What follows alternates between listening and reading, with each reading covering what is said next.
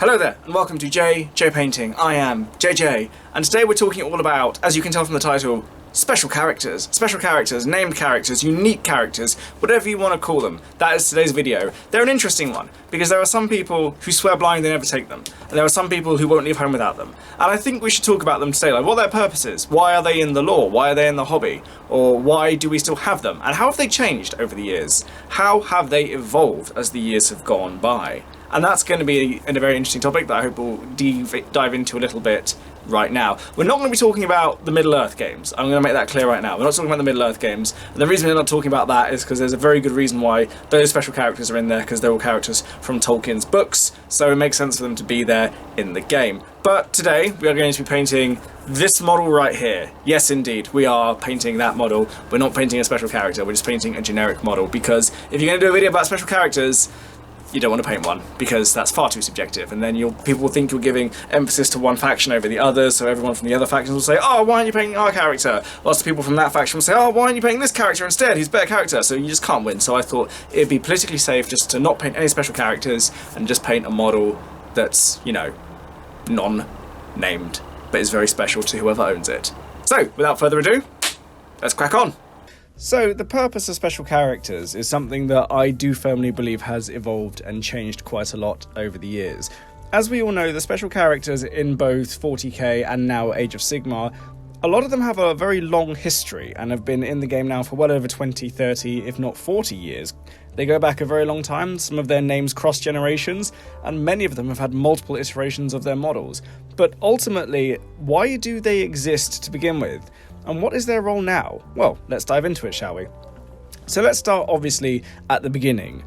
In the origins of most special characters, it's widely believed that they started off life very much as examples of characters to inspire the players to create their own characters and forge their own stories if they want to. So you very much have early examples such as Caven Shrike as an example of a Space Marine commander with the jump pack. You have Darnath Lysander as the example of a Space Marine captain in Terminator armor. We have examples of Lucius the Eternal and Khan and Typhus, all as captains of either Khorne, or Chaos Lords rather, of Khorne, Nurgle or Slaanesh respectively, and this goes across most of the range as well. If we then divert slightly to the old fantasy, you have elements such as Kurt Helborg being the example of an Empire General, Balthasar Gold the Empire example of a Grand Wizard. And obviously Games Workshop for a very long time put the emphasis that players should be creating their own characters, and they should be coming up with their own narratives, and allowing people to explore and create and customize to their heart's content. And this always worked quite well. A lot of people very much did see these characters as jumping off points, not the least of all because they were unique models. So for those out there who wanted to become sculptors or modelers in their own respect, and this is very much going back to the days of metal models, you'd see the uniqueness or the difference or the distinctiveness, if nothing else, of models such as Karl Franz or Balthasar Gold or Archaon or Teclis or Tyrion or any number of other characters. And then you'd get your metal models, maybe even models from different ranges as a base, and out would come the green stuff and the plasticard, and you'd start converting to your heart's content. And this was very good and very useful for a lot of players to create their own characters and create their own stories. But another role for a lot of these special characters was very much to act as a head of state or legendary figures within the lore. Obviously, it's hard to have a epic universe or world of heroes and legends without having a few epic heroes and legendary legends to throw in there with them. So we get characters such as Calgar, Abbadon, Malekith, Archaon, Lord Croak, just to name a few. A lot of these characters were very much designed to be just that, though, legendary figures who were held very much the head of state, the best of the best, the paragons, or very much the archetype of whatever they were trying to represent. I mean, obviously, this is why we have things such as Abbadon, the War Master of Chaos, Archaon, the Lord of the End Times, and so on and so forth. I find myself talking a lot about the Chaos factions in these videos, and I'm not entirely sure why. I think I just like Chaos. Anyway, but the fact of the matter is that was very much the origins of why the special characters came to exist to begin with. And their effectiveness, obviously, can be measured as being quite high, whilst you're never necessarily expected to create a character more supreme than a Supreme Command character. A lot of them were very much there just to help you guide creating characters that you could then follow yourself. Now, this also then provides a slightly more long-term goal for a lot of players as well, by giving most armies a nice thematic edge for each army. And indeed, you can build entire armies around one character, even to this day. Armies such as Dark Angels and Necrons from the 41st Millennium spring to mind, as do characters such as Volandros from the Adeneth Deepkin, and obviously you have your Archaons, your Kulgarosh Kuls, your Sigvald the Magnificent, etc, etc. All of these characters, you can build entire armies purely around them, not the least because in some cases, especially when we look at Belial and Samael from the Dark Angels, they literally let you take other options in different parts of your army. And that's a nice little blending of both gameplay and the lore, which has very much helped strengthen 40k fantasy and even Age of Sigmar to this day. Even though that doesn't necessarily hold so much prevalence over named characters now, it very much was part of the legacy and should at least be acknowledged. And the last thing to say about this is that the special characters very much give a face, or at least a personality, to each army, especially when you have some races that arguably don't have faces. The Nightbringer springs to mind. Armies with multiple characters are often then considered to have a bit more personality and to be a bit more fleshed out. I refer to the Space Marine chapters a lot because I think it's fair to say, of all the many armies that have come and gone over the years, the Space Marines have the most special characters. And not just the most special characters on the whole, but each chapter has multiple special characters. The Ultramarines, Blood Angels, Dark Angels, and Space Wolves all have many different special characters, whereas even lesser known chapters such as the Black Templars have at least a couple that stand out. And what this does is this allows people to dive deeper and do different things and see different parts of the character selection and different parts of the general selection as well that you have and that you can customize. And again, it's that idea of having at least one of every single type of HQ choice you have as a special character that is somewhat separated or somewhat more uniquely built. So Cassius for the Ultramarines, Tigerius also from the Ultramarines, but then also Mephiston from the Blood Angels, just to name a few of these things. Like I said at the beginning, it's very much to show examples of how to shape and customize the characters that you want to build in your own way. However, as the years have gone by, there has been quite a big shift in this way of thinking, and I'd say that a lot of this is down to the Black Library. Now, the Black Library is a huge influence because obviously novels need characters, and characters need to be interesting, otherwise your book's not that interesting. And one thing that the Black Library has done very well over the years, as much as the books that they release have very much been received successfully, one of the most important things I think that often goes unmentioned is that those books never feel particularly dry. They never feel like a World War II documentary. They always feel very much like living novels. Some of them are fiercely intelligently written, to be fair to them, and some of them do give epic scale and epic feeling to the universe that they're set into. Even if you can't explore all of the universe or all of the Warhammer world in one novel, you do get a very good sense and a very consistent idea as to how it's shaped and who's living in it. But obviously, this has allowed us to take deep dives into characters, both new and old. If we look at the Chaos Space Marine characters again, as I want to do quite a lot, the Horus Heresy series has done quite a lot for them. They've become more than just player avatars or examples of a player avatar. They've very much become people with depth and personality and backstory and motivations of their own, especially when we look at characters such as Fabius Bile nowadays, Typhus and Araman, who've all gone through quite a lot to get to where they are, and now there's far more context surrounding those models. And then of course the Black Library series also gave rise to characters such as Uriel Ventress, Ibram Gaunt, Gotrek and Felix, characters who were very popular in the novels and quite popular with the Games Workshop fanbase, but didn't have models for a very long time. And then when they did get models, it was very much celebrated, and I believe Ibram Gaunt should be congratulated on receiving his second iteration in plastic recently. Let's be fair here, that's better than Ascara Creed's doing, that's for damn sure. But I digress. Anyway, what all this comes down to is then saying that the existing characters became more unique, and they were able to reflect that in the way they were presented on the battlefield. I do firmly believe that things such as warlord traits, relics and abilities that special characters have are very much now prevalent in the main for other HQ choices, because the special characters that were around had such unique abilities on the battlefield that it made sense to be able to customize your characters far more. So in that respect, you could argue that the special characters did lead the charge on making generals feel more like characters and more tailorable to individual players, rather than all having to fit a very similar mold, and allowing the players to express themselves more fully with the range of options available, not just cosmetically, but also in the game.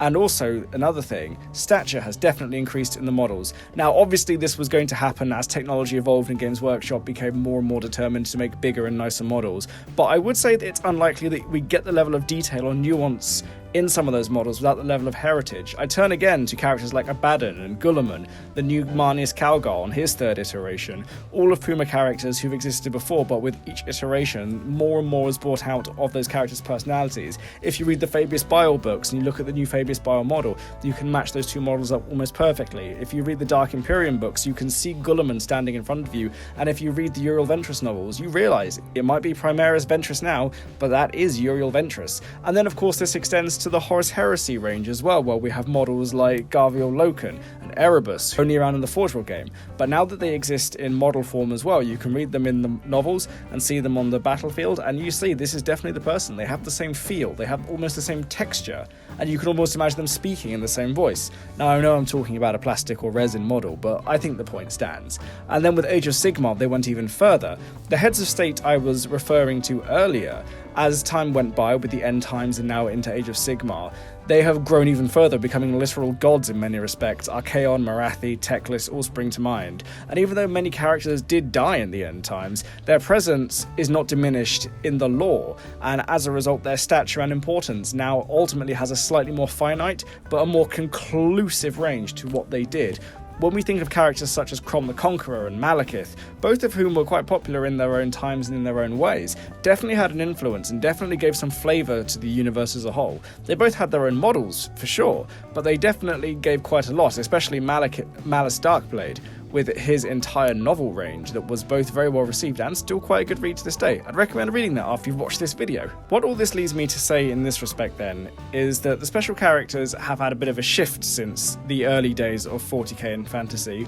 Now they are more than just examples and player avatars. Now they themselves have become unique characters in the universe itself. In some respects you could argue that even characters as relatively recent as Huron Blackheart now hold the status of legendary heroes within the Warhammer 40,000 universe. And if I may ever so quickly look over at the Warhammer Total War games, there's a reason that they call people like Archaon and Karl Franz and Balthasar Gelt and Grimgor Ironhide legendary lords, because they are legendary lords. These are creatures of legend. These are the characters whose deeds and exploits and longevity in the universe have made them legendary and have made them partly part of the fabric, but also without them it would be a very different set of worlds that we would inhabit. And ultimately, in that respect, one of the reasons special characters exist to this day is to let players, I think, have a little taste of what that is. If you are playing a game of Age of Sigmar and you field characters like Celestin Prime, or Sigvald the Magnificent, or Valkyria, or Croak, or any other number of these lords, you then straight away are able to take hold of a little bit of that legacy and use it for yourself on the board. And obviously, as the editions have changed and things have moved along in both 40k and fantasy, it's fair to say that most special characters have become more and more powerful and allow you to do more and more in the game as well. Now, while some characters have very much struggled a little bit in competitive play, and I'm only going to mention the competitive side of things very briefly, other characters have absolutely flourished. But whilst those characters have flourished in competitive play, in terms of just having them on the board and having those models there, has always served quite nicely to tie your army's identity back to something in the lore.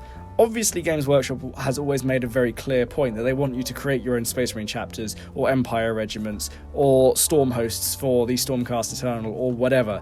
But having those special characters and tying them back to their own regiments, for want of a better word, kind of gives players... Actually, no, it doesn't kind of. It does give players a sense of identity as to what those armies are. Here is the head of the Ultramarines. Here is the first chaplain of the Blood Angels. Here is the War Master of Chaos. All of these things do help an army's identity, and they do help the players interact with that in a slightly more authentic way in some respects as well. And I've never really believed the point that if you created your own chapter master for the Ultramarines at any given point, that devalues you as a player or devalues Marneus Calgar. But I think there is something in saying it's not the same necessarily to create your own chapter master for the Ultramarines as it is to take Marneus Calgar, even if you would much rather do that, and I think that's perfectly fine if you do. But they definitely feel different, and it's definitely something that I think a lot of players would understand.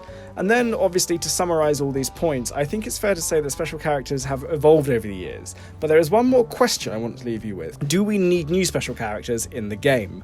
Now, for Black Library, it's a resounding yes. Yes, it's to keep the new factions and sub-factions in line with the existing ones. Yes, it helps AOS move the narrative along. And yes, the new novels need fresh characters. We can't simply be going on forever and ever with the Horus Heresy series, as much as I'm sure Games Workshop thought we were going to at one point.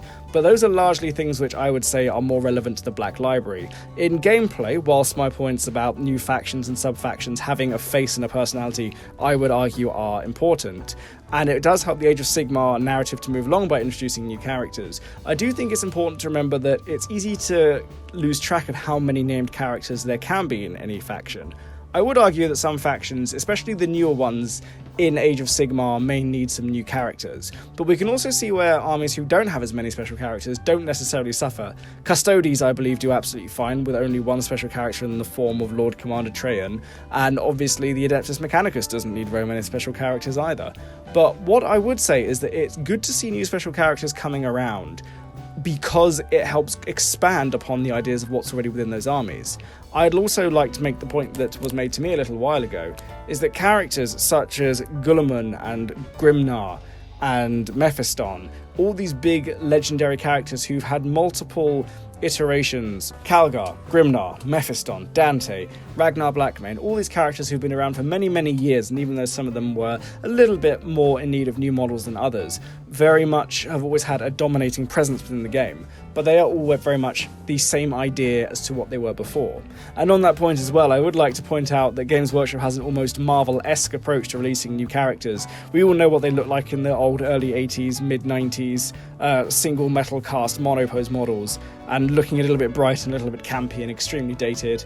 And then we receive the new models from pretty much 2010 onwards, where they are all much darker and far more interesting and updated. But these are still the same people, these are still the same characters. So in order to keep the game world fresh, I do think new characters should be introduced. But if they are going to be introduced, I think we do need to see them introduced in a manner that we've not seen before. We don't necessarily need whole new Space Marine captains or whole new Space Marine librarian characters, but if we were to have new lieutenant characters, for example, or if we were to have new approaches on tank commanders, or things that we haven't seen before, that would help keep things fresh. And obviously that's just for Space Marines. For things like Drukhari, for things like Eldar, for things like Genestealer Cult, all of them have different ways of expressing how they work as an army, and there's lots of things to explore within those armies that I think special characters start the ball rolling on. So to summarise, whilst I personally think that the role of a special character and their purpose in the game and in the lore has changed and evolved and adapted as the years have gone by, I think where they are now is very much consistent with one thing they've always been able to do. They've always been able to help shine a new way of looking at people and individuals within the Warhammer universe. Even if it starts in Black Library or it starts on the tabletop, they give us a new way to look at the game, they give us a new way to look at the universe, and they absolutely give us a new way to think about it as well, and then we can expand upon it as well. GW has an absolute plethora of characters who almost certainly wouldn't have existed without some initial inspiration. So those original characters who came along in the early days, such as Captain Cortez of the Crimson Fists, and even characters such as Gregor Eisenhorn, who's been in and out of the public eye for many, many years. The fact they have models and the fact they have a place in the game has been a massive influence. And hopefully our characters such as Valkyria, Sigvald, who I've mentioned a couple of times as well as Gavriel Steelheart, or Blackthorn from the Stormcast Eternals, or many, many others will help inspire and create new characters to show us new ways to shape the hobby, to shape the game, and to build the universe. But let me know your thoughts below. Do you think special characters have a different role within the game? Do you think that they have a slightly different overall purpose? Or do you think that they match up to what I've said, or maybe they do even more than what I've said? Let me know your thoughts. I look forward to hearing from you. So, those are my thoughts on special characters and what special characters bring to 40k, Age of Sigmar, and fantasy. But thank you all very much for watching. Leave your comments down below, and whilst you're down there, like, subscribe, all that good YouTube shilly stuff. Watching, goodbye, and have a lovely day.